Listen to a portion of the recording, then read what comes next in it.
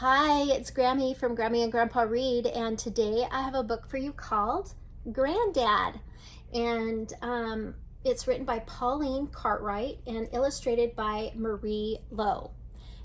Do you have what do you call your grandpa? Do you call him Granddad or Papa, Pops? What do you call him? Okay, here's the story. Mom said Granddad was coming to live with us.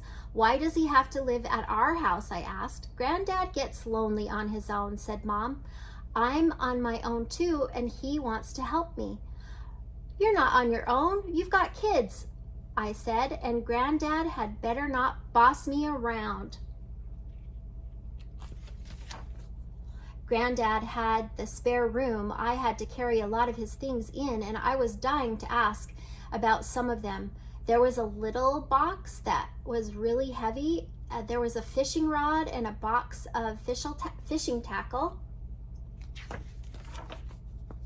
When I carried one of the boxes, Granddad said, "Don't drop that one, son. Those are my war memories." I really wanted to take off the lid, but I didn't even ask about it.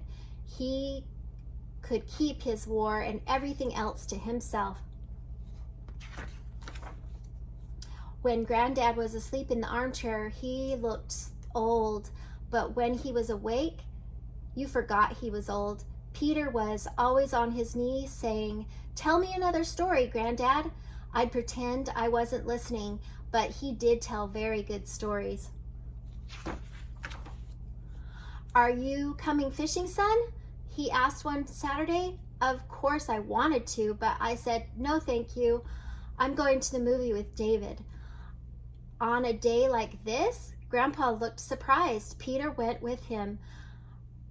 I got mad listening to the two of them fussing about making their sandwiches. I slammed the door and went to David's house. Granddad needs other friends too, Mom said. Adam, you must take him to meet Mrs. Timlin. She's about the same age as Granddad. My face went red. I even felt a little sorry for Granddad. He was a man and Mrs. Timlin was a woman. I was sure Granddad didn't want a woman for a friend. "Ah, Mom," I said, "I don't want to do that." Mom looked at me. "It seems like there's a lot that you don't want to do these days," she said.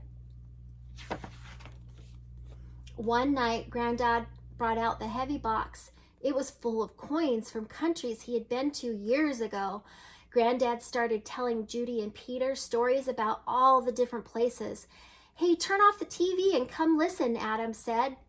Judy? I stared at Judy, but I was actually talking to Granddad. "I want to watch TV, not to look at dumb old coins," I said rudely. "That's okay, son," said Granddad, and he smiled kindly. "That's fine with me." "It's not fine with me," said Mom's voice at the door. "You apologize, Adam, and go to your room." The next day, Mom made me take Granddad to meet Mrs. Timlin. I felt really silly, but Granddad and Mrs. Timlin got along fine. They didn't go red or anything. I sat and watched them, and suddenly I knew that old people didn't mind who their friends were. Men, women, old people, young people. I guess they've been around long enough to practice getting along with everybody. I got used to Granddad being at our house. He didn't change things much. He made friends with lots of people, and when they all went out, I sometimes wished Granddad was around to play cards with me. You should have heard the stories he could tell.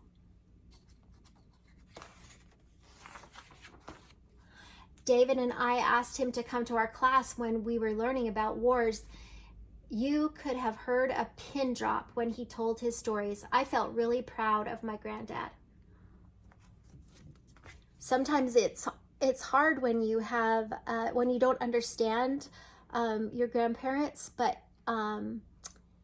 it looks like Adam turned around and realized that it was kind of important to have his Granddad as a friend and to listen to his stories because he could learn things from it.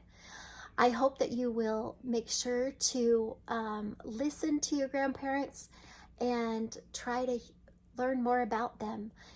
because they have a lot of wisdom that they can share with you, and they love you. So I hope that you have a great day. Please like this video and subscribe to our channel.